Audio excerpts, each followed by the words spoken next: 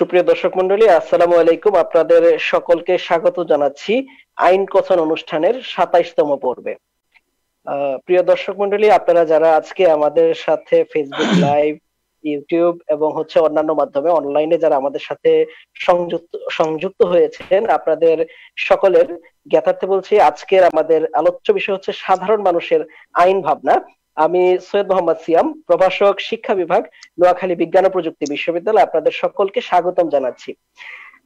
আসলে যে বিষয়টা, আপনারা ইতিপূর্বে আইন কথনের ২৬টি পর্ব হয়ে গেছে, সেখানে যারা আইন বিষয়ক ব্যক্তিবর্গ রয়েছেন, বাংলাদেশের প্রথিতযশা আইনজীবীগণ এবং আইন বিশেষজ্ঞগণ এই অনুষ্ঠানে অংশগ্রহণ করেছেন এবং সঞ্চালনা করেছেন দেশের অন্যতম একজন স্বনামধন্য barrister Mohammad Monir Hossain.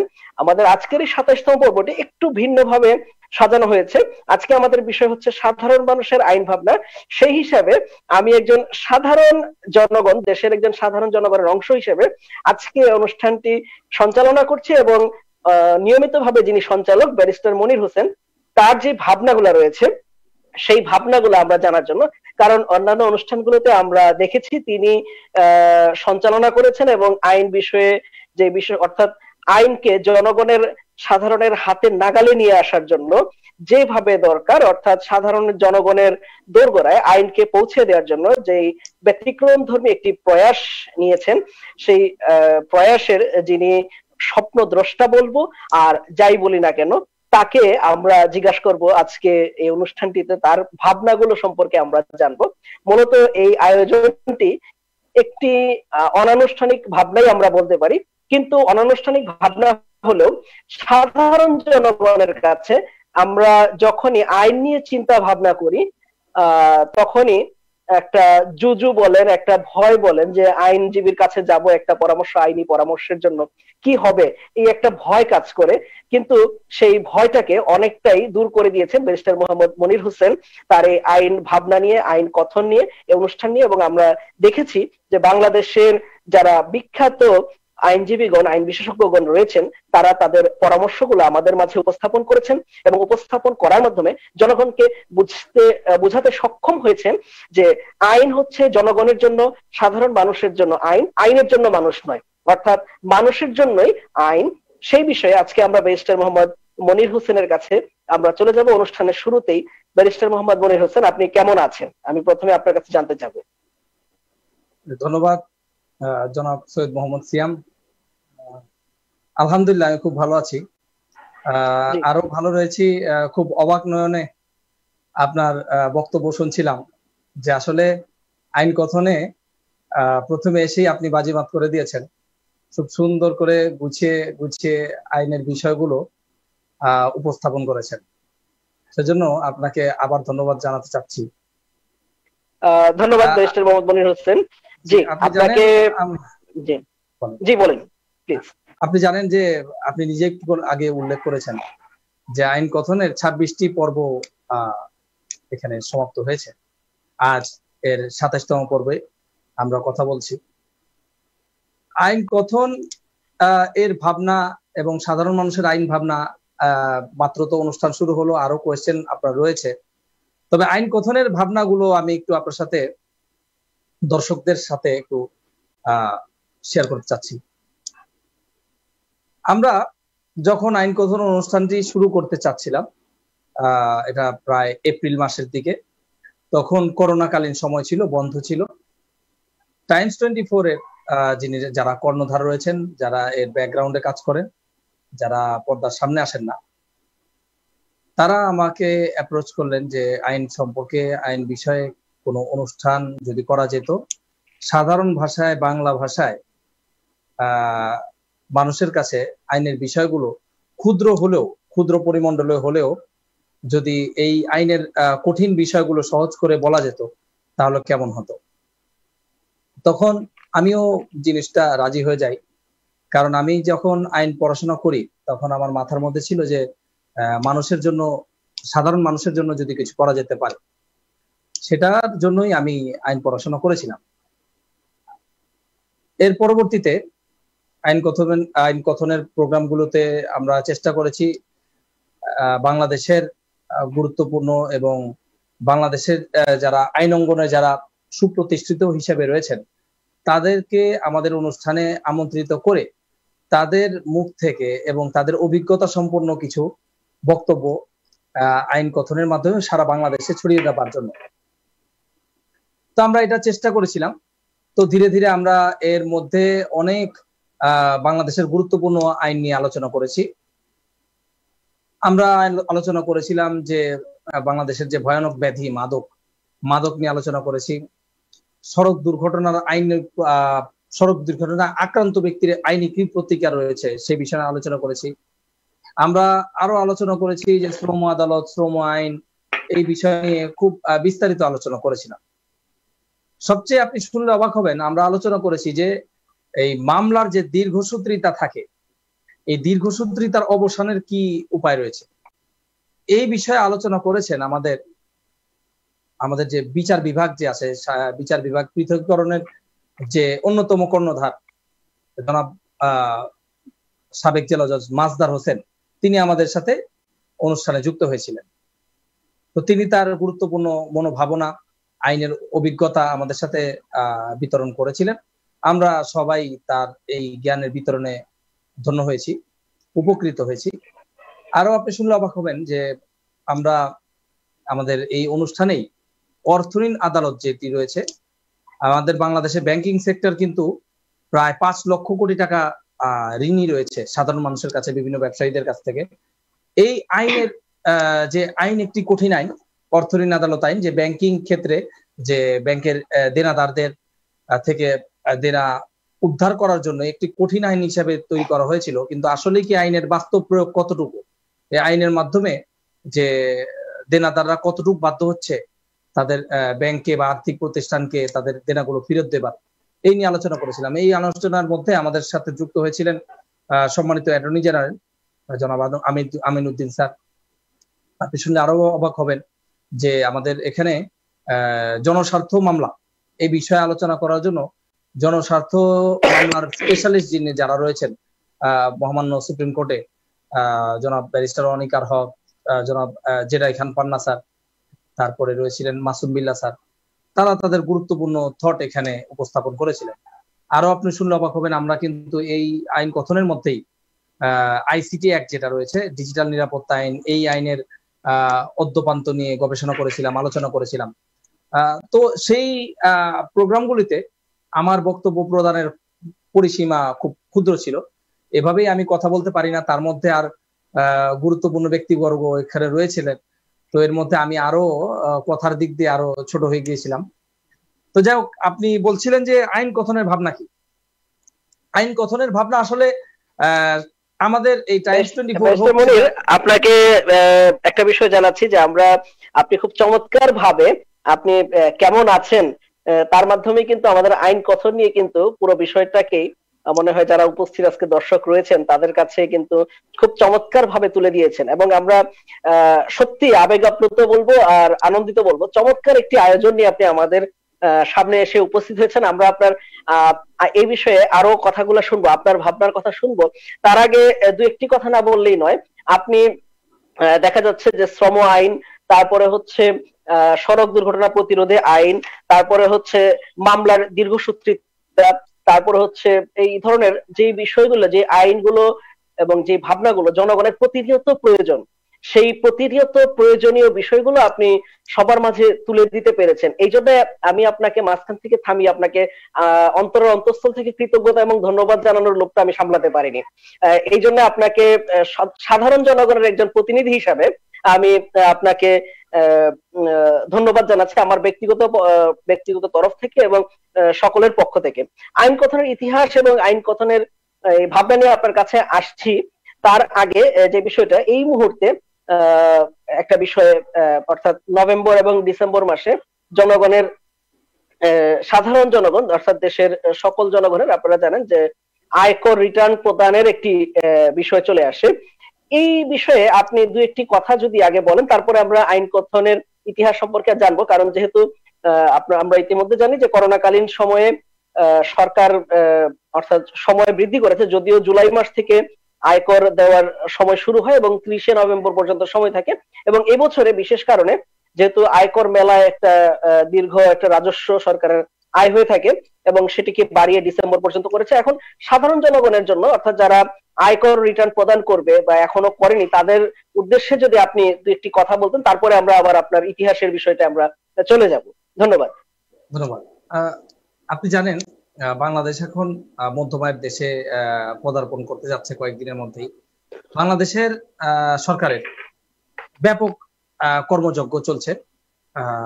Infrastructure development, human development, human index development, GDP, এই সব কিছুর একটি ডেভেলপমেন্ট চলছে। এই ডেভেলপমেন্টে কিন্তু যেহেতু দেশের মালিক আপনি আমরা সবাই, তো এই ডেভেলপমেন্টের অংশীদার আমরা এই ট্যাক্সের মাধ্যমে হয়ে থাকি। আমরা সাধারণ মানুষ যারা আছি তারা আমরা এই ট্যাক্স আমাদের ইনকামের যে আমার আয়ের একটি অংশ সরকারকে ট্যাক্স হিসাবে দিই, বদলে আমরা সরকারের কাছ থেকে নিরাপত্তা পাই। তারপরে সরকার পুলিশ প্রশাসনের মাধ্যমে, শিক্ষা ক্ষেত্রের মাধ্যমে, হেলথ সেক্টরের মাধ্যমে আমাদের নিরাপত্তা দিয়ে থাকে। এছাড়াও সরকার পরিচালনার ক্ষেত্রে অনেক টাকার প্রয়োজন। এই টাকার যোগানই আমরা কিন্তু এই ট্যাক্স থেকে আসে। এছাড়াও রয়েছে রেমিটেন্স সেক্টর, বিভিন্ন সেক্টর রয়েছে। তো আয়কর মেলা, এই আয়কর মেলার মাধ্যমে এই আয়কর আপনার রিটার্ন যারা দাখিল করতে পারেনি তাদের একটি সময় বৃদ্ধি করার ইচ্ছা রয়েছে সরকারের। এই ট্যাক্স সেক্টর যেগুলো রয়েছে, আমরা কিন্তু এর আগে কোনো বিষয়ই জানতাম না যে কিভাবে ট্যাক্স কালেকশন হচ্ছে, কিভাবে বাংলাদেশের কাজগুলো হচ্ছে। তো আপনি খেয়াল করবেন যে অনেকের কিন্তু অনেক ব্যবসায়ীরা এই কোয়েশ্চেন গুলি মানে এই কমপ্লেন গুলো করে থাকে যে তারা বিভিন্ন সময় অতিরিক্ত ট্যাক্স পে করে, এরকম বিভিন্ন ঝামেলার কথা বলে থাকে। কিন্তু তারা যদি ট্যাক্স গুলো না দেয়, দেশের কিন্তু ডেভেলপমেন্টের বিষয়ে কিন্তু আমরা অন্যদের ক্ষেত্রে হাত পাততে হবে। ট্যাক্স কিন্তু একটা জিনিসটা হচ্ছে যে প্রত্যেকেই কিন্তু ট্যাক্স দিচ্ছে। আপনি শুনলে অবাক হবেন যে একদম গরিব থেকে যারা মানে হাই ইনকাম করে, যারা শিল্পপতি, তারা কিন্তু ট্যাক্স দিচ্ছে। এবং এছাড়া অনেকগুলো সেক্টর রয়েছে বাংলাদেশে যে ট্যাক্স মুক্ত। তো আমি যদিও ট্যাক্স প্র্যাকটিস করি না, আমার প্র্যাকটিসের সেক্টর ভিন্ন। তো আপনি ট্যাক্সের বিষয়টা নিয়ে আসলেন, এটা মানে ট্যাক্সের আইনের ক্ষেত্রে কখন আসে, যখন আপনার ট্যাক্সের বিষয়গুলো কিছু গ্রে এরিয়া চলে আসে, যে ট্যাক্স কত দিবেন বা কত দিবেন না। তারপর ট্যাক্সের ক্ষেত্রে যদি ট্যাক্স ডিপার্টমেন্ট আপনার বিরুদ্ধে মামলা করে, তখন কিন্তু ট্যাক্সের বিষয়গুলো চলে আসে। এছাড়াও যারা ট্যাক্স প্র্যাকটিশনার যারা আছে, তারা কিন্তু এই বিষয়গুলো বলতে পারবে যে কার ক্ষেত্রে, কোন প্রফেশনের ক্ষেত্রে কত টাকা ট্যাক্স ধার্য করা হয়ে থাকে সরকারের ক্ষেত্রে।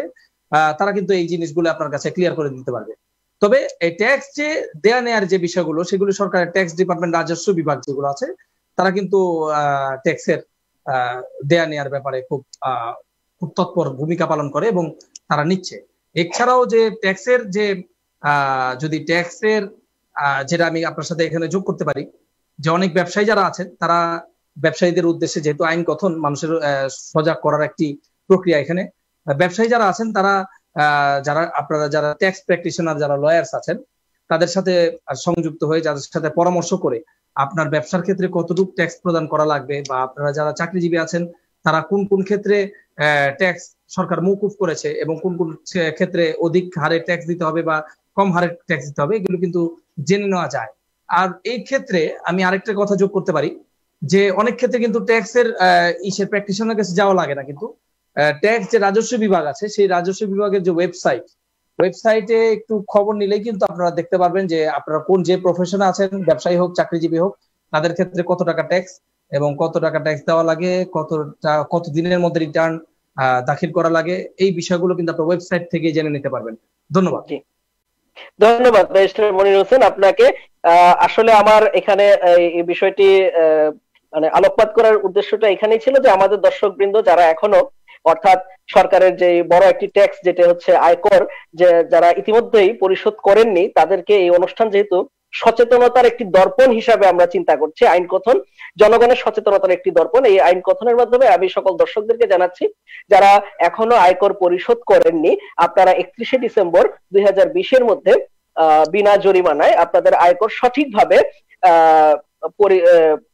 অর্থাৎ প্রদান করুন আপনাদের, এবং রিটার্ন প্রদান করুন, এবং বিশেষ প্রয়োজনে আমাদের যারা ট্যাক্সের আইনজীবী রয়েছেন তাদের দ্বারস্থ হন, পরামর্শ গ্রহণ করে আপনারা ট্যাক্স প্রদান করুন। আপনারা জানেন যে দেশের অন্যতম উন্নয়নের ক্ষেত্রসমূহ অর্থাৎ জনগণের ট্যাক্সের টাকাই হচ্ছে, এবং আপনারা জানেন যে দেশের সবচেয়ে বড় মেগা প্রকল্প পদ্মা সেতু, স্বপ্নের পদ্মা সেতু, আজকে আর আমাদেরকে অন্য কোনো দেশের ঋণ সাহায্য নিতে হয়নি, বরং আমাদের নিজেদের ট্যাক্সের টাকাই আমাদের এই পদ্মা সেতু বাস্তবায়ন আমরা দেখতে পাচ্ছি।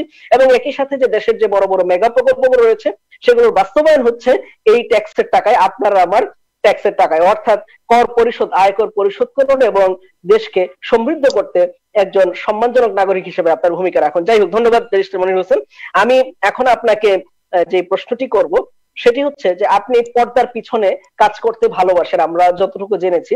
এর আগে পর্দার সামনে এসে শুধু সঞ্চালনার কাজটি করেছেন, যেখানে কথা বলেছেন বিশেষজ্ঞগণ, আর আজকে আপনি কথা বলছেন। অর্থাৎ এই জায়গাটাতে, অর্থাৎ দুটো আসনে যে পার্থক্য, সেই পার্থক্য নিয়ে আপনার অনুভূতি বলেন বা আপনার যে বক্তব্য সেটা নিয়ে যদি খুব অল্প কথায় আমাদেরকে একটু বলতেন, তারপরে আমরা আরেকটু আপনার ভাবনা সম্পর্কে শুনতে যাব। অর্থাৎ এখন আপনার কাছে প্রশ্ন হচ্ছে যে দুটো জায়গায়, অর্থাৎ একই ব্যক্তি, একজন আপনি আইন পেশায় একজন আইনজীবী এবং অন্যান্য দিন থাকেন হচ্ছে সঞ্চালকের জায়গায়, এবং আজকে হচ্ছেন আমাদের আইন কথনের আজকের যে রিসোর্স পার্সন সেই হিসাবে। এই দুটো জায়গায় আপনার রোল যে রয়েছে সেই জায়গায় আপনার পার্থক্য এবং হচ্ছে আপনার অনুভূতি নিয়ে যদি একটু বলতেন। ধন্যবাদ জনাব সৈয়দ মোহাম্মদ সিয়াম সঞ্চালক। আমাদের এই আইন কথন প্রোগ্রামটি যখন থেকে শুরু হয় তখন থেকে কিন্তু আমরা এই অনলাইনে প্রচার করছি। এটা যে যার বাসা থেকে আমরা অনলাইন থেকে প্রচার করছি এবং আমিও যুক্ত হচ্ছি ওইভাবেই। তো আমরা এই প্রোগ্রামগুলি যেই বিষয়ে আসে সেই বিষয়ে একটু পড়াশোনা করতে হয়, জানতে হয়। আইন একটি সমুদ্রের মতো, এর মধ্যে অনেক বিষয় জড়িত থাকে। প্রত্যেকটি আইন একটি আইনের আলাদা হয় এবং এর যে ফ্যাক্ট, যে বাস্তবিকতা, সেটার বিষয়বস্তু আলাদা হয়। এই কারণেই যে আপডেটগুলি রয়েছে এবং বর্তমান যে আপডেটগুলি, যে অ্যামেন্ডমেন্টগুলি থাকে, সেগুলো ব্যাপারেও জানতে হয়। তো যখন আমরা এই আইন গঠন পিছন থেকে পরিচালনা করি, তখন এই প্রত্যেকটি মঙ্গলবারের আগেই আমাদের ওই আইন বিষয়ে এক্সপার্ট যারা আছেন আমরা তাদের সাথে যোগাযোগ করার চেষ্টা করি। যোগাযোগ করার চেষ্টা করার পরে এই কোয়েশ্চেন কি হবে তাদের সাথে একটু বুঝে পরামর্শ করার চেষ্টা করি যে আমরা এইভাবে এই আঙ্গিকে কোয়েশ্চেনগুলি করব, সাধারণ মানুষের এই বিষয়ে কোয়েশ্চেনগুলি থাকে। আর আমরা আমাদের কাছে, আমার পক্ষ থেকে একটু পরিশ্রম করার প্রয়োজন পড়ে, যেহেতু আমরা কোয়েশ্চেন করি, প্রশ্ন করি এই রেলিভেন্ট বিষয়ে। তখন আমরা কিন্তু এই ঠিক আইন কথনের 9টার দিকে চলে যাই, সবার সাথে যুক্ত হওয়ার চেষ্টা করি। তো এই সঞ্চালনটা খুব কঠিন একটা বিষয়। এই সঞ্চালনের মধ্যে আপনার খেয়াল রাখতে হয় যে কে কি বলছে। আমরা প্যানেলিস্ট থাকি, অনেক সময় 2 জন 3 জন 4 জন পর্যন্ত প্যানেলিস্ট থাকেন। তো ওই ক্ষেত্রে আমরা অনুষ্ঠানের সময় অনুপাতে যে কে কোন কোয়েশ্চেন করবে, কিভাবে একজন থেকে আরেকজন চলে যাবে, তো এই বিষয়টা আপনি খুব সুচারুরূপে পালন করছেন। আর আমরা যারা এখান থেকে বলছি, এই বিষয়গুলো কিন্তু খুব সহজ। আমরা যখন এগুলো বলছি, বলার সময় আমাদের এই ক্ষেত্র খুব বিস্তৃত থাকে। আমরা যে কোনো ক্ষেত্র থেকে কথা টথা বলে একদিকে আপনাদের সাথে মিলে নিতে পারি। তো আমি মনে করব যে এই যে আইন কথনের যে বিষয় রয়েছে, এর মধ্যে যে কেউ আসে এখানে, যে প্যানেলিস্ট যারা আছেন, আমন্ত্রিত অতিথি যারা আছেন, তাদের কিন্তু খুব পড়াশোনা করে আসতে হয়। তারা মিনিমাম তারা 1 সপ্তাহ আগে সময় চান, মাঝে মাঝে কেউ 2 সপ্তাহ আগে সময় চান। তারা প্রত্যেকটি বিষয়ে একটা কেস অ্যাপিয়ার করার জন্য যে পরিশ্রমটি করা লাগে বিনে পয়সায়, পাবলিক অ্যাওয়ারনেস এর জন্য তারা কিন্তু এই কাজগুলো করেন। এবং আমিও খেয়াল করে থাকি তারা কিন্তু ব্যাপক পরিশ্রম করে আমাদের সাথে যোগাযোগ করে কিভাবে কোয়েশ্চেন আসবে, কিভাবে আমরা কথা বলবো, সাধারণ মানুষের উপকারের মতো করে কথাগুলো বলতে হয়। আপনি জানেন যে আইনের ভাষা কিন্তু খুব জটিল এবং কঠিন। ওই আইনের ভাষাগুলোর বিভিন্ন ধারায় বিভক্ত। ওই ধারার যে কঠিন বক্তব্যগুলো আমরা কিন্তু সাধারণ মানুষের কাছে সহজভাবে পেশ করার জন্য কথা বলে থাকি। তো আমাদের আইন কথনের এই যে সাধারণ মানুষের কাছে যে এর রিচ কতটুক মানুষের কাছে পৌঁছায়, কতটুক মানুষের দোরগোড়ায় যায়, আমরা জানি যে খুব অল্প মানুষের দোরগোড়ায় যায়, কিন্তু আমরা চেষ্টা করে যাচ্ছি যে সাধারণ মানুষের জন্য এই আইনটিকে সহজ করে উপস্থাপন করার চেষ্টা করছি। অর্থাৎ অভিযোজনের জায়গা যেটি, অর্থাৎ সেটি আপনারা করতে সক্ষম হয়েছেন ব্যারিস্টার মনির হোসেন। আমি দর্শকদের উদ্দেশ্যে আবারও বলছি যে প্রিয় দর্শকবৃন্দ, আজকে চলছে আইন কথন অনুষ্ঠানের 27তম পর্ব। আজকের অনুষ্ঠানে সাধারণের আইন ভাবনা, সাধারণ মানুষের আইন ভাবনা নিয়ে অনুষ্ঠানটিতে উপস্থিত রয়েছেন ব্যারিস্টার মোহাম্মদ মনির হোসেন, যাকে আপনারা দেখেছেন এই অনুষ্ঠানটির সঞ্চালক হিসেবে। আজকে সাধারণ জনগণের ভাবনা নিয়ে তিনি আমাদের মাঝে বলছেন, এবং যে বিষয়টি ব্যারিস্টার মনির হোসেন ইতিমধ্যেই বলার চেষ্টা করেছেন, যে যেটি হচ্ছে যে অভিযোজন অর্থাৎ অ্যাডাপ্টেশন।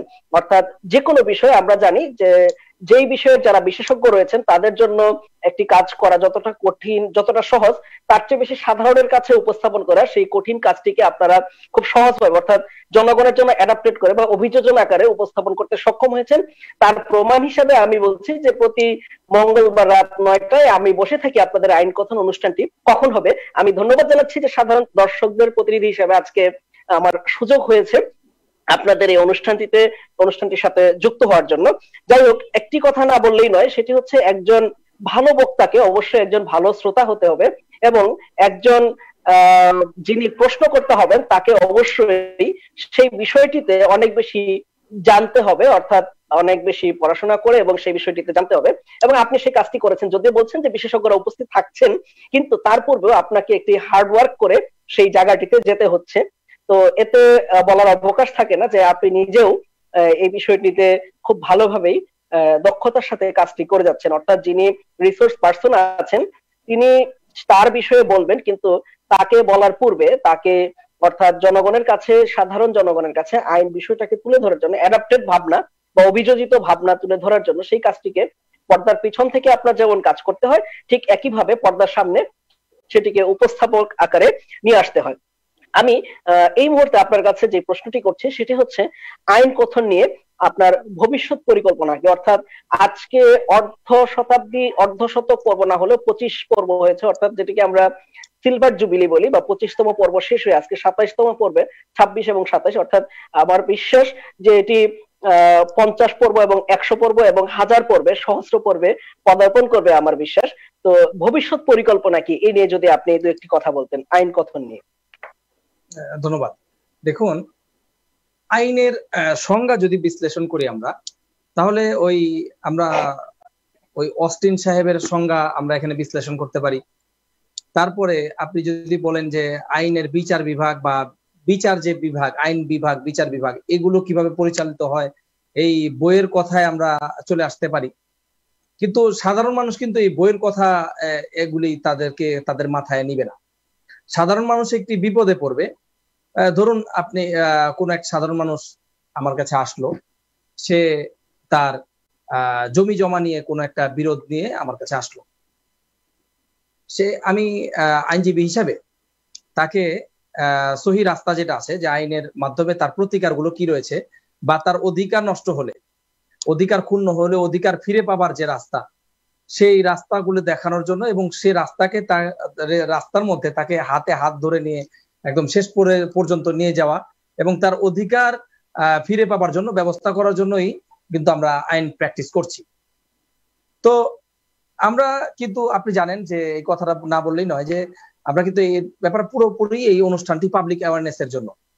এখানে কোনো মাঝখানে কোনো অ্যাড নাই, কোনো অন্য বাড়তি ঝামেলা নাই যে আপনার আইন আমাদের প্রোগ্রাম থামাবে। আমরা এই পুরো প্রোগ্রামটাই পাবলিক অ্যাওয়ারনেস এর জন্য কাজ করে থাকি। এর মাধ্যমে আমারও কিছু শেখা হয়, জানা হয়। তো এই পাবলিক অ্যাওয়ারনেস এর জন্য, যে সাধারণ মানুষের জন্য যে বিষয় ভিত্তিক যে আইনগুলো রয়েছে, সে আইনগুলোতে আমরা কথা বলতে চাই যে প্র্যাকটিক্যালি এই আইনটা কিভাবে কাজ করে। ফর এক্সাম্পল, আমরা যখন ভোক্তা অধিকার আইন নিয়ে কথা বললাম, তখন আমরা চিন্তা করছিলাম যে এই ভোক্তা অধিকার আইনের একজন ম্যাজিস্ট্রেট যদি থাকতেন, এই ভোক্তা অধিকার আইনের একজন ভোক্তা যদি থাকতেন, যে ভোক্তা কোন একটা লস সাফার করেছে বা কোন একটা বিপদে পড়েছিল, পড়ার পরে যে ভোক্তা অধিকার আইনের মাধ্যমে সে অ্যাপ্লাই করলো, অ্যাপ্লাই করার পরে সে কি কি তার স্টেপ পার হয়েছে, এই ভোক্তা অধিকার সে ক্ষতিপূরণ পেল, এটা কিন্তু জানার দরকার ছিল। তারপরে আমি আপনাকে আরেকটা কথা বলি, যে আমরা এর আগে একটি প্রোগ্রাম করেছিলাম যে সড়ক দুর্ঘটনা আইনে এই যে ভিকটিম যে আছে তার কি কি প্রতিকার রয়েছে। আমরা কিন্তু খেয়াল করবেন, আমরা কিন্তু ওই সড়ক দুর্ঘটনা আইনের সড়ক দুর্ঘটনা নির্মূল নিয়ে কোনো কথা বলিনি, কিন্তু যে কিভাবে সড়ক দুর্ঘটনা নির্মূল করা যায় সেটা সরকার দেখবে, বিবেচনা করবে। কিন্তু আমরা চিন্তা করছিলাম যে একটি ভিকটিম যখন থাকে, সে ভিকটিম কি কি উপায়ে তার রাইট গুলি ফিরে পেতে পারে। ফর এক্সাম্পল, তার সড়ক দুর্ঘটনা আইনের ক্রিমিনাল মামলা রয়েছে, তারপর রয়েছে সে ক্ষতিপূরণ মামলা করতে পারবে, তারপরে সে স্পিডি রিমেডি, সে রিটে যেতে পারে। রিটে কিন্তু অল্প কিছু সে জরিমানা পাবে, কিন্তু দেওয়ানি মামলায় সে কিভাবে এটার রেমিডিটা আরো বেশি পেতে পারে, এই অনুষ্ঠানটি করেছিলাম। কিন্তু দুঃখের বিষয় যে আমরা কিন্তু মানে দেখেছি যে ভিউ, আপনি জানেন ভিউ কাউন্ট হয় এখানে অনুষ্ঠানগুলিতে, এত ভিউ কাউন্ট হয়নি। তো ওই অনুষ্ঠানটি খুব রিসোর্সফুল ছিল। আমরা আমাদের এই ইউটিউব চ্যানেলেও আমরা এটা আপলোড করেছিলাম। তো এরপরে চাচ্ছিলাম যে আমার যে ইচ্ছা, সেই ইচ্ছা হচ্ছে যে গ্রামগঞ্জে যে সাধারণ মানুষ রয়েছে, এই সাধারণ মানুষ নিয়ে, যে সাধারণ মানুষের যে তাদের ভিকটিম যারা আছে, যে আপনি যে মনে করেন যে নারী নির্যাতনের বিষয়গুলো থাকে, তারপর যৌতুকের বিষয়গুলো থাকে, সাধারণ যে মানুষের যে ক্লেম গুলি থাকে, যে বাউন্ডারি ডিসপিউট গ্রাম অঞ্চলে, এই গ্রাম আদালত নিয়ে আমরা কথা বলেছিলাম কোন এক পর্বে। তো এই সাধারণ যে ডিসপিউট গুলি থাকে, গ্রাম আদালত, আপনি জানেন যে অ্যাক্সেস টু জাস্টিস একটি বিষয় রয়েছে আইনে, যে সাধারণ মানুষের দোরগোড়ায় আইন কি পৌঁছে গিয়েছে কিনা, যে সাধারণ মানুষ কি আইনের এই সুফল ভোগ করতে পারছে কিনা। তো একটা ওই যে জুজুর কথা বললেন প্রথমেই, যে মানুষ কিন্তু যারা অর্থবিত্তবান তারা কিন্তু চিন্তা করে না যে একটা বড় আইনজীবীর কাছে যাবে, তারা ওই ফিস দিয়ে কিন্তু তাদের আইনের প্রতিকার লাভ করার চিন্তা ভাবনা করতে পারে। বা তাদের সাথে যে বিজনেস রিলেটেড যে লস গুলি আছে, সেই বিজনেস রিলেটেড লর বিষয়গুলো জানতে হলে তারা কিন্তু কর্পোরেট লয়ার যারা আছে, বিজনেস রিলেটেড লয়ার যারা আছে, প্র্যাকটিশনার, তার কাছে যেতে পারে। কিন্তু সাধারণ মানুষ বা মধ্যবিত্ত শ্রেণীর যারা, আপনি দেখেন, চিন্তা করেন যে কয়জন মানুষ কিন্তু আইন সহায়তা বা আইন সুবিধা পায়, তারা এই জিনিসটাকে ভয়ই পায়। অনলাইনে তাদের এই অ্যাক্সেস গুলো নাই। অনলাইনে অ্যাক্সেস গুলো কিন্তু রয়েছে, আপনি দেখেন যে সরকারের বিভিন্ন ওয়েবসাইটে কিন্তু আপনার এই বিষয়গুলো রয়েছে। আপনি খেয়াল করে দেখেন আরেকটা জিনিস, যে ফরায়ের যে বিষয়টা আছে, এটা কিন্তু সরকারের অ্যাপ রয়েছে, উত্তরাধিকার অ্যাপ। ওই উত্তরাধিকার অ্যাপে কিন্তু আপনি সুন্দর করে নিজের ফরায়েজ নিজেই করতে পারেন, আপনি জানতে পারেন। তো আমার উদ্দেশ্য ছিল, আইন কথনের উদ্দেশ্য ছিল যে, যেহেতু আপনারা জানেন আইন কথন আমি পরিচালনা করছি, আমি ব্যাকগ্রাউন্ডে এটার কাজ করছি, এতে আমরা প্রত্যেক অনুষ্ঠানের আগে বিজ্ঞ যে আমাদের সিনিয়র স্যার রয়েছেন, যাদের নাম না বললে নয়, যেমন অ্যাডভোকেট ফয়সাল হাসান আরিফ রয়েছেন, জনাব সাবেক জেলা জজ মাদ্দার হোসেন রয়েছেন, আবার সাবেক জেলা জজ মঞ্জুরুল বাসির স্যার রয়েছেন, তাদের সাথে প্রত্যেকটা অনুষ্ঠানের আগে আলোচনা করে থাকেন। তো ওই আলোচনা করার মধ্যে দিক নির্দেশনা তারা দিয়ে থাকেন যে কিভাবে অনুষ্ঠানটা সাজালে ভালো হয়ে থাকে। তবে আমার যে চিন্তাধারা রয়েছে, যে ম্যাস একটি মানুষ, মানে একটি ক্লাস অফ পিপল রয়েছে যারা মধ্যবিত্ত শ্রেণীর মানুষ, যারা চাকরিজীবী রয়েছেন, তারা যদি আমাদের অনুষ্ঠানটি দেখে থাকেন, তারা কিন্তু উপকার হবেন, উপকার বই ক্ষতি হবে না। তবে কিছু অপ্রয়োজনীয় কথাগুলি যদি বাদ দিয়ে থাকেন তারা, যে লং টার্ম আমরা অনুষ্ঠানগুলি পরিচালনা করে থাকি, তারা যদি একটু সময় এই অনুষ্ঠানগুলি দেখে থাকেন, তারা কিন্তু উপকৃত হতে পারেন। যেমন আমরা কিন্তু চেকের বিষয় নিয়ে আলোচনা করেছি, যে চেক ডিজনারের বিষয় নিয়ে আলোচনা করেছি। আপনি কিছুক্ষণ আগে যে একটি বিষয় অবতারণা করলেন, যে ট্যাক্সের রিলেটেড ল নিয়ে কিন্তু আমরা সামনে আলোচনা করব, এটা একটা প্ল্যানের মধ্যে রয়েছে। তো আইন কথনের ভাবনা কি, যে আমরা সাধারণ মানুষের জন্যই কিন্তু এই আইন কথন অনুষ্ঠান পরিচালনা করে থাকি। জীবন ঘনিষ্ঠ এবং জীবন রিলেটেড যে বাস্তবিক যে বিষয়গুলো মানুষের দৈনন্দিন ফেস করে থাকে, যে জিজুর ভয় যেটা বললেন, যে সাধারণ মানুষের যে বাস্তবিক বিষয়গুলো নিয়ে যে আপনার একটি ভয় কাজ করে থাকে, সেই ভয়টা কি মুক্ত করার জন্য এই আইন কথন। এই আইন কথন তারা যদি যুক্ত হয়, আমরা আরো উৎসাহ পাবো, আরো যুগোপযোগী জিনিসগুলো নিয়ে আমরা আলোচনা করব। আমরা আরো আলোচনা করব যে বাংলাদেশের যে দীর্ঘসূত্রিতা রয়েছে, আমার এই ক্ষেত্রে অনেক কাজ করার বিষয় রয়েছে, জানেন আপনি আমি বৈদেশিক শিক্ষায় শিক্ষিত, সেখানে কিন্তু এই সাধারণ যে আইন, এই আইন পাবার যে অধিকারের যে সময়, এত সময় কিন্তু লাগে না, এত সময় কিন্তু লাগে না। আমাদের বাংলাদেশে কিন্তু সিভিল বলেন, ক্রিমিনাল বলেন, যে কোনো মামলা করতে গেলে দুঃখের সাথে বলতে হয় আমাদের কিন্তু অনেক সময় লেগে যায়, এই সময়ের সাথে সাথে টাকাও লেগে যায়।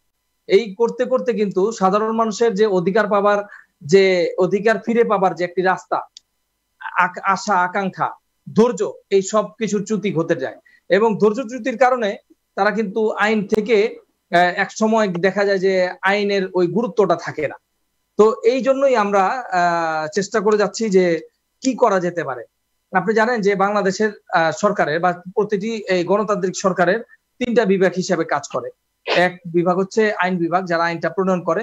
বিচার বিভাগ, যারা সম্মানিত সুপ্রিম কোর্ট থেকে নিয়ে একদম গ্রাম আদালত পর্যন্ত যতগুলো আদালত রয়েছে তারা বিচার বিভাগ পালন করে, এবং বিচার বিভাগে এই আইন বিভাগের প্রণীত আইনগুলি নিয়ে বিচার করে। এবং এই নির্বাহী বিভাগ যারা রয়েছেন তারা কিন্তু সচিবালয় থেকে নিয়ে একদম পুরো পুলিশ প্রশাসন যারা আছেন, টিএনও ইউএনও, তারপর আমাদের চেয়ারম্যান পর্যন্ত, মেম্বার পর্যন্ত যারা আছেন, বিচার এক্সিকিউটিভ যারা বিভাগ রয়েছেন, এর মধ্যে ওই চেয়ারম্যান যারা আছেন তাদের মধ্যে কিন্তু জনপ্রতিনিধি তারা রয়েছেন।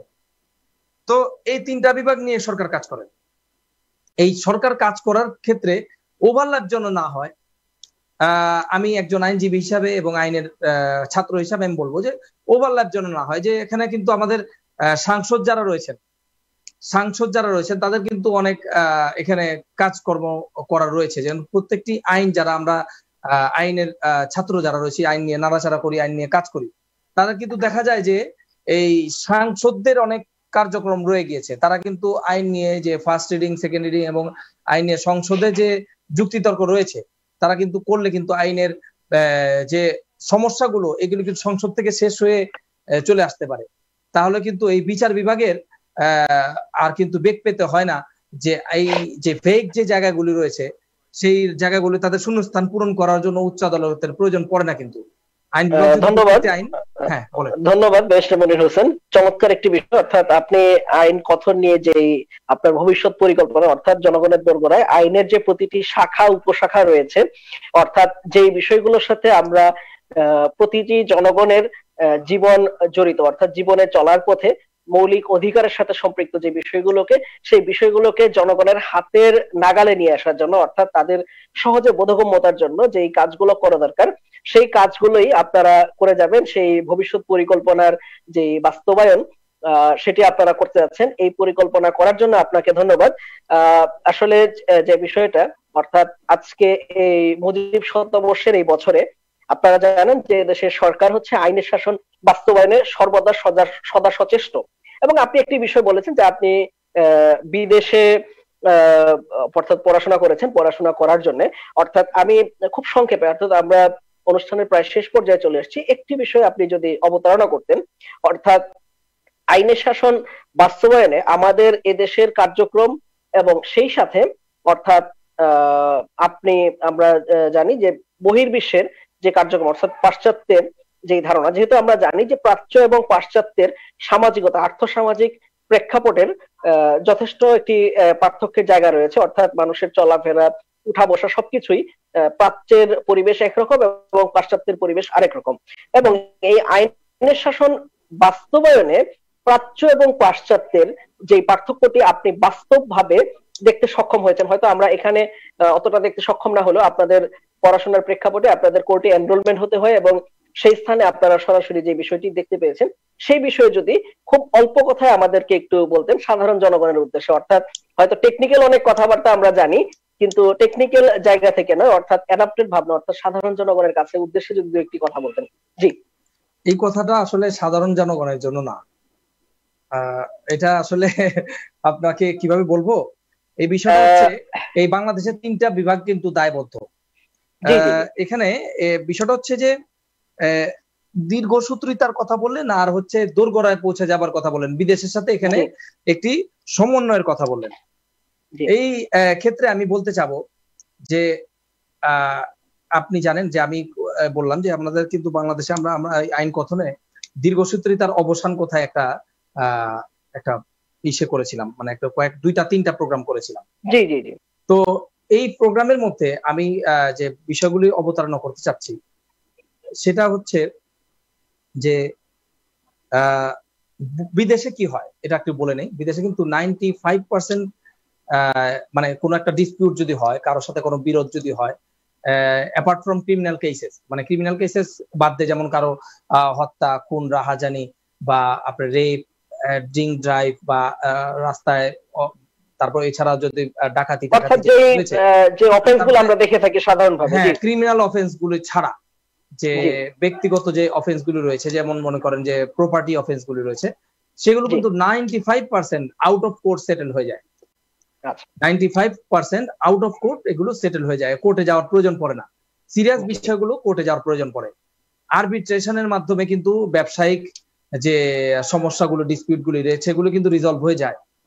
তো আমাদের বাংলাদেশেও কিন্তু এই এডিআর এডিআর যে আপনার সিভিল কেসেস এর মধ্যে সেকশন 89A এর আওতায় আপনার অল্টারনেটিভ ডিসপিউট রেজুলেশন যেগুলো রয়েছে, এডিআর এর মাধ্যমে কিন্তু সমস্যার সমাধান হয়ে যাবার একটি অংশ রয়েছে, একটি স্তর, একটি ধাপ রয়েছে। কিন্তু আজ পর্যন্ত এই এডিআর এর এই সেকশন 89A তে কোনো কিন্তু রিজলভ হতে আমরা দেখিনি।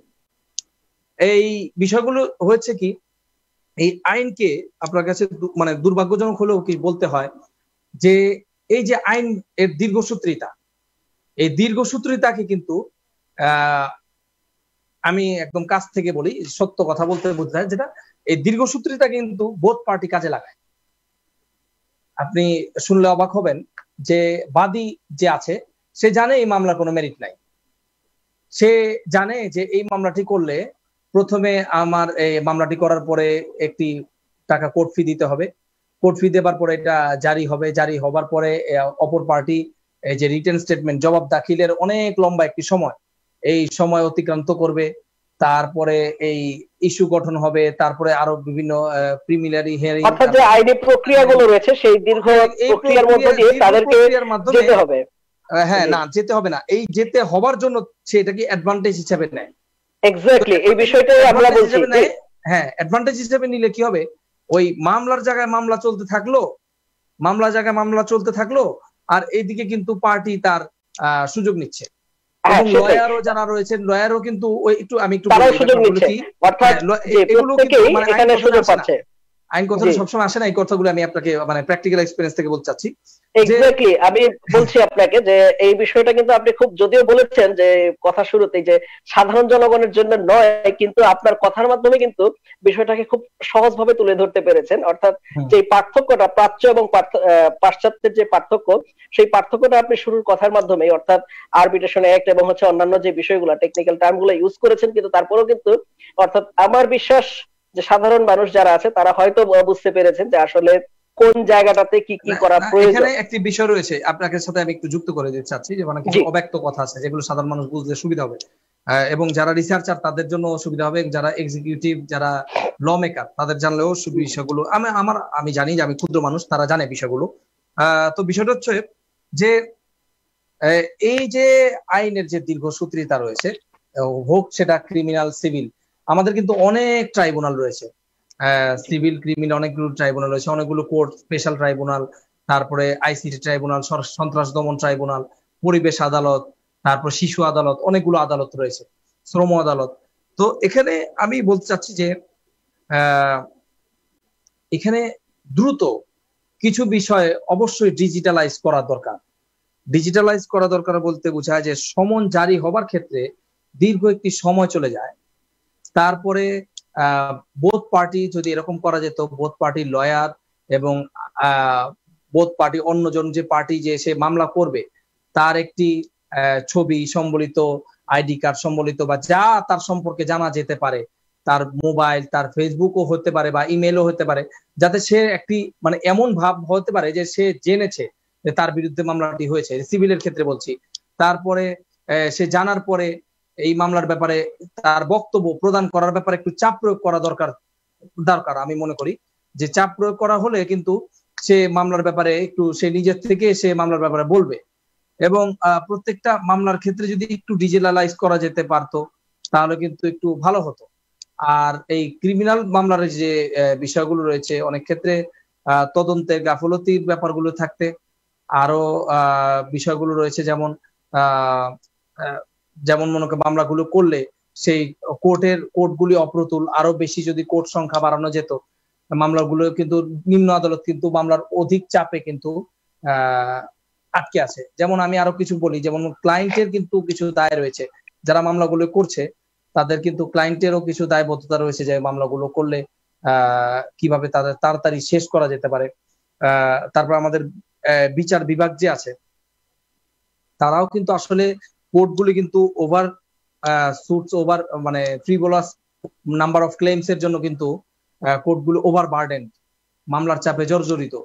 এইগুলো যদি একটু দ্রুততম সময়ে শেষ করা যেতে পারে, মামলার যেমন সময় নেওয়ার প্রবণতা রয়েছে, এই সময় নেওয়ার প্রবণতা কমানো যেতে পারে, তাহলে কিন্তু বাংলাদেশেও মানে আমাদের বিচার বিভাগ যদি দীর্ঘসূত্রিতা না হয়, স্বল্প সময় যদি বিচার বিভাগের মামলাগুলোর সমাধান হয়ে যায় স্বল্প সময়, তাহলে কিন্তু মানুষ কিন্তু যত টাকাই লাগুক না কেন, আইনজীবীর ফিস যত টাকাই লাগুক না কেন, বা বিচার বিভাগের যে কোর্ট ফিস এবং মামলা পরিচালনার এছাড়াও যে আরো যে কনসিকুয়েন্সিয়াল খরচগুলো রয়েছে, সেই খরচগুলো দিয়েও কিন্তু সে বিচার প্রার্থী হতে চাবে, যে তাড়াতাড়ি কিন্তু বিচার শেষ হয়ে যাক, সে চাবে। কিন্তু যদি বিচার প্রক্রিয়াটা একটু দ্রুততর হয়, এই বিষয়গুলো যে বলতে চাচ্ছি যে আসলে প্রাচ্যে বা পাশ্চাত্যের বিষয়গুলো তখনই আপনার সমাধান হবে যখন আপনার প্রত্যেকটা বিষয় আমি যেটা বাস্তবে বলবো যে ফোকাস যদি হয়, যে খোলামেলা যদি হয়, যে সে জানছে যে তার মামলাগুলো কিভাবে দ্রুত শেষ হয়ে যাচ্ছে, সে জানছে, যখন সে জানবে যে মামলাগুলো দ্রুততম সময় শেষ হয়ে যাচ্ছে এবং কি স্টেপ বাই স্টেপ গুলো স্তরে স্তরে সে শেষ হয়ে যাচ্ছে, তখন কিন্তু সে যত খরচই হোক সে কিন্তু সমাধান করার চেষ্টা করবে। তাহলে কিন্তু প্রাচ্য এবং পাশ্চাত্যের যে ব্যবধান সেটা কমে আসবে। ধন্যবাদ। ধন্যবাদ, ধন্যবাদ ব্যারিস্টার মোহাম্মদ মনির হোসেন। চমৎকার ভাবে এই কঠিন একটি বিষয়কে আপনি সহজভাবে অবতারণা করে আমাদের সামনে নিয়ে আসছেন। ব্যারিস্টার মনির, আপনি একটি কথা বলেছিলেন যে আইন নিয়ে বিভিন্ন যে কার্যক্রম বা এই প্রোগ্রামটি আপনি পরিচালনা করছেন, এই অনুষ্ঠানটিতে ভিউয়ার্স অনেক সময় লাইভ ভিউয়ার্স কাউন্ট হয়, সেই ভিউয়ার্স এর সংখ্যা কম, কিন্তু আসার কথা হচ্ছে যে এই বিষয়টি আমরা অর্থাৎ আর্কাইভে কিন্তু থাকছে ইউটিউব চ্যানেলের মাধ্যমে। সেই চ্যানেলটিতে সাবস্ক্রাইব করে মানুষ কিন্তু দেশের যে কোনো প্রান্তে, অর্থাৎ দেশ বিদেশ অর্থাৎ বিশ্বের যে কোনো প্রান্তেই কিন্তু সংযুক্ত থেকে যখন যে বিষয়টি দরকার সেই অনুষ্ঠানটি দেখে কিন্তু তার যে সমস্যা বলি বা চ্যালেঞ্জ বলি সেটি কিন্তু সমাধান করতে সক্ষম হবে বলে বিশ্বাস, আমার ধারণা এবং বিশ্বাস। এবং যে বিষয়টি হচ্ছে যে অর্থাৎ আমরা যে সমাজের দর্পণ হিসেবে বলি বা আইনের দর্পণ হিসেবে বলি, এই আইন কথন ভূমিকা রাখবে বলে আমার বিশ্বাস। তো আজকের মতো আমরা অনুষ্ঠানটি এখানেই শেষ করতে চাচ্ছি। শেষ করার পূর্বে একটি বিষয়ে আমি অবতারণা করছি সবশেষ, যে অর্থাৎ একজন শিশু জন্মগত ভাবেই আইন অর্থাৎ জন্ম থেকে জন্মের শেষ পর্যন্ত তার বিভিন্ন অধিকার নিয়েই জন্মায়, অর্থাৎ মৌলিক চাহিদা বা অধিকার রাষ্ট্র কর্তৃক প্রদত্ত অধিকার লাভের অধিকার সে রাখে। এবং সেই জায়গা থেকে দাঁড়িয়ে অর্থাৎ তার বড় হওয়া থেকে শুরু করে এবং শেষ পর্যন্ত প্রতিটা ক্ষেত্রেই আইনের সহায়তা পাওয়া, আইনের তার সহযোগিতা পাওয়া এবং হচ্ছে আইনের আদলেই তার জীবনগুলো চলা, অর্থাৎ জীবনে চলার প্রতি প্রতিনিয়তই আইনকে তার প্রয়োজন হয়। এবং সেই দেশের যে আইন বিভাগ, বিচার বিভাগ এবং শাসন বিভাগ, তিনটি বিষয়কে আপনি খুব চমৎকার ভাবে বলেছেন যে তিনটি বিভাগের সমন্বয়ের একটি বিষয়, সেই সমন্বয়ের বিষয়টিও আপনি এখানে নিয়ে আসছেন। আমি সবশেষ করছি, অর্থাৎ স্বাধীনতার 50তম বর্ষপূর্তিতে আমার ধারণা বা বিশ্বাস যে আইন কথন অনুষ্ঠানটিও 50তম পর্বে চলে যাবে, অর্থাৎ আগামী 2021 সালে এই অনুষ্ঠানটি 50তম পর্বে উপস্থাপিত হবে। সেই 50তম পর্ব নিয়ে আপনাদের যে ভাবনাটি রয়েছে সেটি যদি আমরা আজকে এই ব্যতিক্রমধর্মী পর্বের মাধ্যমে, অর্থাৎ 50তম পর্বের যে পরিকল্পনাটি রয়েছে, ভবিষ্যৎ পরিকল্পনা, অর্থাৎ 50তম পর্ব বা 50তম পর্বটা সামনে নিয়ে আপনাদের যে পরিকল্পনা রয়েছে সেই পরিকল্পনাটি বলার মাধ্যমে আমরা অনুষ্ঠানটি আপনার কাছে শোনার মাধ্যমে আমরা শেষ করব। যদি এক কথায় আপনি একটু বলেন। এক কথা বলতে হচ্ছে কি জানেন, আমার এই আইন কথন অনুষ্ঠানটা হচ্ছিল একটু যুদ্ধের। আইন কিন্তু কথা নিয়েই কাজ, জি ব্যারিস্টার মনির, আইন কিন্তু কথা নিয়েই কাজ, কিন্তু তারপরেও যে বিষয়টি অর্থাৎ মোটা দাগে অর্থাৎ 50তম পর্ব, 50টি পর্ব নিয়ে আপনার যে ভবিষ্যৎ পরিকল্পনা অর্থাৎ 25 কিন্তু পেরিয়ে গিয়েছে, অর্থাৎ অর্ধশতকের পথে কোয়ার্টার সেঞ্চুরি কিন্তু আপনারা অতিক্রান্ত করেছেন। এবং আমি বলবো, আমি একজন দর্শক হিসেবে বলবো বা একজন সাধারণ মানুষ হিসেবে বলবো, দেশের নাগরিক হিসেবে বলবো, অনুষ্ঠানটি অত্যন্ত সফল একটি অনুষ্ঠান আমার জায়গা থেকে মনে হয়েছে। এবং সেই জায়গা থেকে অর্থাৎ 50তম পর্ব, অর্থাৎ একটি বিষয় কিন্তু চমৎকার ভাবে 2021 সালে বাংলাদেশের 50তম বর্ষপূর্তি হতে যাচ্ছে এবং একই সাথে একটি রিমার্কেবল জায়গা আপনার আইন কথন অনুষ্ঠানটিও 50তম পর্ব অনুষ্ঠিত হতে যাচ্ছে।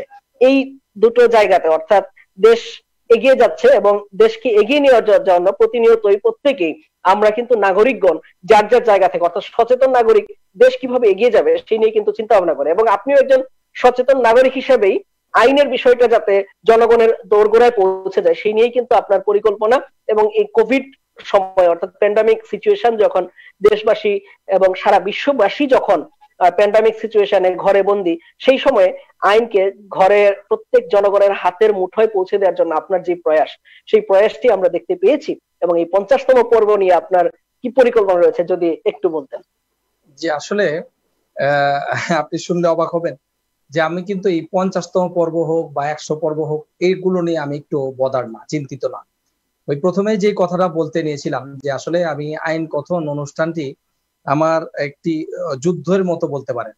যে আমার দুটো জিনিস আমার ইচ্ছা, একটা হচ্ছে যে সাধারণ মানুষ আইন জানুক, দ্বিতীয় ইচ্ছা হচ্ছে যে আমাদের যে বিচার প্রক্রিয়া একটু দ্রুততর হোক। যতদিন না পর্যন্ত এই দ্রুততর না হবে বিচার বিভাগ বা বিচার প্রক্রিয়া, আমি কিন্তু অনুষ্ঠান করেই যাব। এখানে স্বাধীনতার যে বর্ষপূর্তি রয়েছে, দেখেন আমরা বাংলাদেশের মানুষ কিন্তু স্বাধীন, আমরা বাংলা ভাষায় কথা বলতে পারছি, বাংলা ভাষায় অনুষ্ঠান করতে পারছি, এবং আমরা নিজেদের দ্বারা নিজেরা শাসিত। আমরা বাইরের কোনো ব্যক্তিবর্গের দ্বারা শাসিত নই, আমরা নিজেদের দ্বারা নিজেরা শাসিত। আমরা নিজেদের দেশে এখন আমরা ফুড খাদ্যে বলেন, তারপরে যে কোনো বিষয়ে আমরা কিন্তু সম্পূর্ণ স্বাবলম্বী। তো আমাদের বিচার বিভাগের ব্যাপারে আমি কিন্তু বরাবরই আমার বক্তব্য রয়েছে। যেহেতু আপনি বললেন যে একটু আগের আলোচনা করলাম যে বাইরের দেশ থেকে আমাদের যে তফাৎটা কোথায় কোথায় আমাদের এই বিচার বিভাগ এবং আমাদের বিচার প্রক্রিয়া একটু কোন তফাৎ কোথায়, বাইরের দেশের চেয়ে ভালো না খারাপ।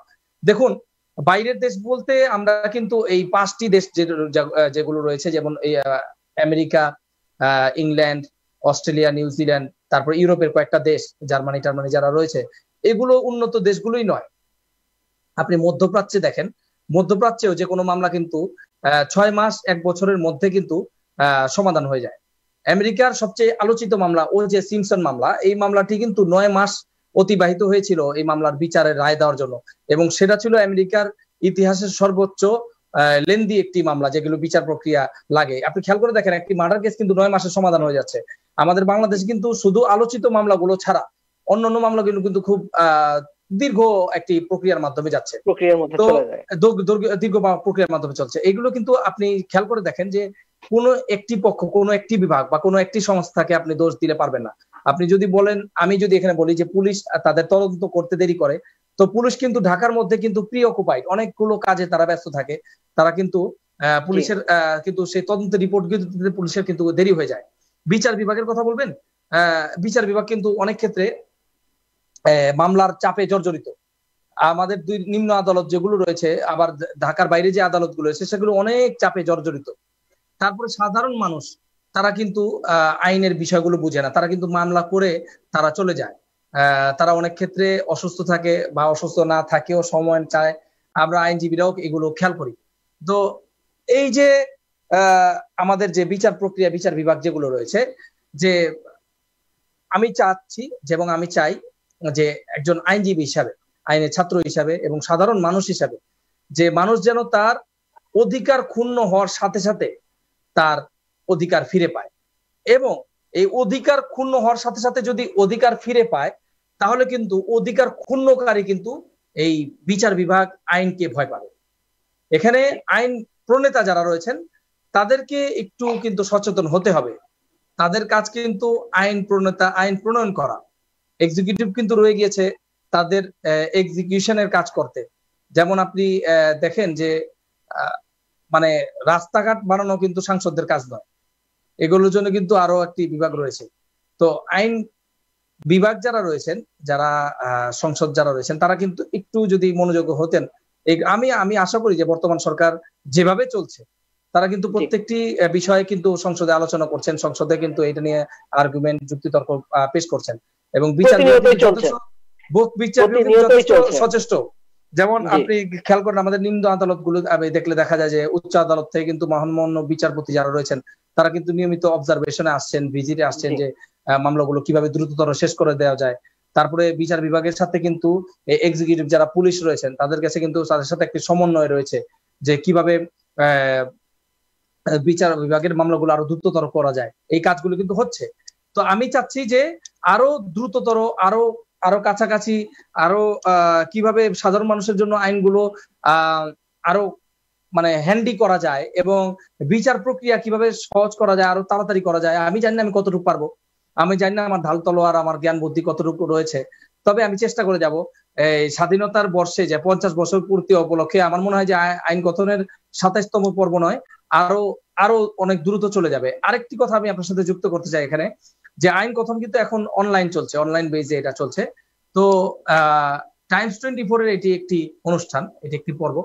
তো টাইমস 24 যখন অনলাইন থেকে স্যাটেলাইটের মাধ্যমে আপনার আমার টিভি সেটে চলে যাবে, তখন কিন্তু সাধারণ মানুষের আরো দেখতে সুযোগ পাবে। তখন কিন্তু আরো চ্যালেঞ্জেস চলে আসবে আইন গঠনের উপরে, যে আরো স্বল্প কথায় কিভাবে মানুষকে বুঝারে দেওয়া যায় আইনের বিষয়গুলো, স্বল্প কথায় মানুষকে কিভাবে আরো দেখার যোগ্য করা যায়, মানুষ কিভাবে এই লম্বা সময় আরো স্বল্প সময় মূল কথাগুলি নিয়ে এসে আরো কিভাবে দেখা যায়, সেগুলো কিন্তু আরো চ্যালেঞ্জ চলে আসছে। তো আমি আর জি কথা লম্বা করবো না, যেহেতু জি আপনি নিজের মানুষ এই জন্য আপনার সাথে আরো কথা বললাম।